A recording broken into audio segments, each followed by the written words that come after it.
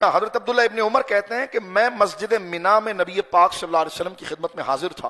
ایک انصاری مدینے کا رہنے والا اور ایک ثقفی طائف کا رہنے والا حضور کی خدمت میں حاضر ہو کر سلام عرض کیا.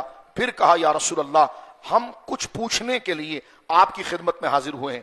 حضور نے ارشاد فرمایا اگر تم چاہو تو میں بتا دوں کہ کیا پوچھنے کے لیے آئے ہو.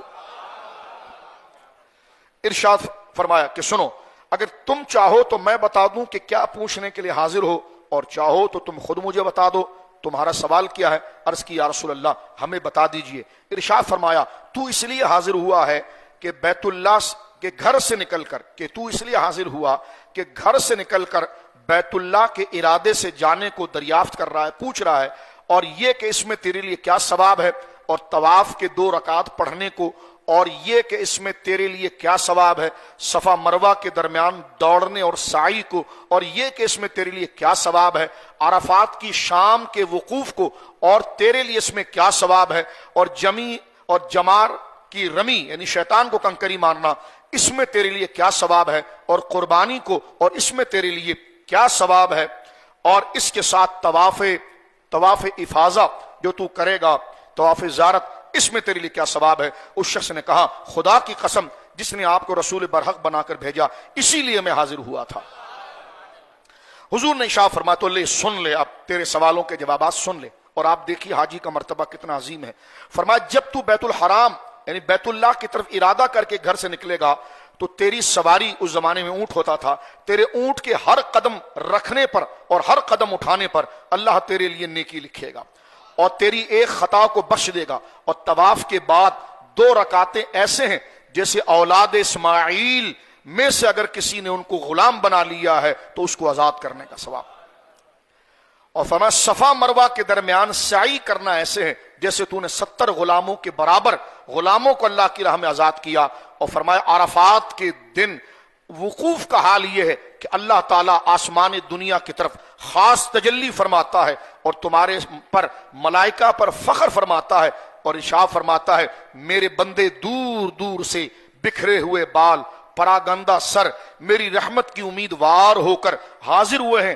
اگر تمہارے گناہ ریت کی گنتی اور بارش کے قطروں اور سمندر کے جھاگ کے برابر بھی ہو تو جاؤ میں نے سب بخش دیا.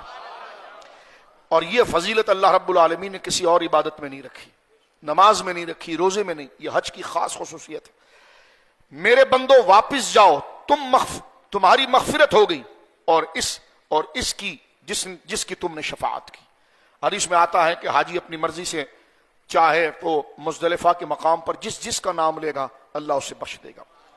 فرمایا کہ اور جمرہ یعنی شیطان کو جو تو گویا کہ رمی کرتا ہے، کنکری مارتا ہے، تو ہر کنکری پر ایک تیرے گناہ کبیرہ مٹائے جائیں گے بغیر توبہ کے. صرف تو کنکری مار رہا ہے، تو نے توبہ بھی نہیں کیا، اللہ مٹا دے گا اس کو. یہ صرف دیکھیے آپ. فرمایا کہ جمرہ پر رمی کرنے پر ہر کنکری پر ایک ایسا کبیرہ، اور مٹایا بھی کیسا کبیرہ گناہ جائے گا لیاذ باللہ. فرمایا ایسا کبیرہ گناہ مٹایا جائے گا کہ اگر اس پر پکڑ لیا جائے تو تیری نجات نہ ہو. ایسا خطرناک تو نے گناہ کیا ہے، لیکن اللہ رب العالمین کے حضور جو تو تھکا ہارا پہنچا ہے اور برداشت و صبر سے لا الہ الا اللہ، اللہ اکبر، الحمدللہ، یہ تسبیحات جو تو اس کے جلال و مقام پر بیان کر رہا ہے، اللہ اس کے فضل سے تجھے ایسے گناہ سے جان چھڑا دے گا جو ہلاک کرنے والا. فرمایا قربانی کرنا تیرے رب کے حضور تیری طرف سے ذخیرہ ہے، اور سر منڈانے میں ہر بال کے بدلے میں ایک نیکی ہے اور ایک گناہ مٹا دیا جائے گا. اس کے بعد خانہ کعبہ کے طواف کا حال یہ ہے کہ تو طواف کر رہا ہے اور تیرے لیے کچھ گناہ نہیں. ایک فرشتہ آئے گا اور تیرے کندھے کے درمیان ہاتھ رکھ کر کہے گا زمانہ آئندہ میں عمل کر اور زمانہ گزشتہ کے تیرے سارے گناہ معاف کر دیے گئے. ایسا اجر کسی عبادت کے اندر، ایسی فضیلت میرے بزرگوں نہیں بیان کی گئی. لیکن شرط کیا ہے؟ ایک مسئلہ اور بات ختم. علماء نے لکھا ہے کہ دکھاوے کے لیے حج نہ ہو. یہ فضیلت اس کو ملے گی کہ اس کا حج دکھاوے کے لیے نہ ہو، ایک، اور مال حرام سے نہ ہو. لوگوں کا مال ہڑپ کر کے جا رہا ہے اور مال حرام سے وہ حج کر رہا ہے، اس کو یہ فضیلت نہیں ملتی. اور جس نے دکھاوے کے لیے یہ کیا ہے اس کو یہ فضیلت نہیں ملتی. اور نبی پاک صلی اللہ علیہ وسلم کا یہ مبارک ارشاد، فرمایا من حج للہ فلم یرفس ولم یفسق رجع کیوم ولدت امہ، رواہ مسلم۔